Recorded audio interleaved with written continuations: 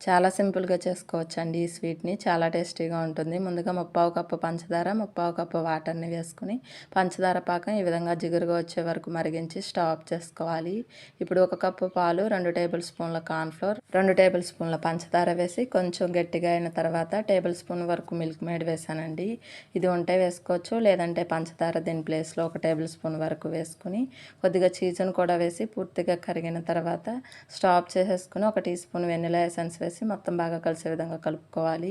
ఇప్పుడు కునాఫా సేమియాని చిన్న చిన్న ముక్కలుగా చేసుకుని నెయ్యి లేదా వెన్నని వేసుకుని మొత్తం బాగా కలిసే విధంగా కలుపుకోవాలి. ఇప్పుడు నెయ్యి అప్లై చేసుకున్న ప్యాన్ని తీసుకుని కింద కునాఫా సేమియా వేసి కొద్దిగా ప్రెస్ చేసి దీనిపైన మనం రెడీ చేసుకున్న క్రీమ్ను వేసి మరొక లేయర్ కునాఫాతో కవర్ చేసుకోవాలి. ఇప్పుడు మందంగా ఉన్న ప్యాన్ని ఈ ప్యాన్ కింద పెట్టి లో ఫ్లేమ్లో ఫ్రై చేసుకోవాలి. ఇదే విధంగా రెండో వైపును కూడా బటర్ని అప్లై చేసుకుని ఫ్రై చేసుకోవాలి. ఇప్పుడు చివరగా దీనిపైన కొన్ని పిస్తా పలుకులు, పంచదార సిరప్ వేసి సర్వ్ చేసుకోవాలి. అంతేనండి కునాఫా.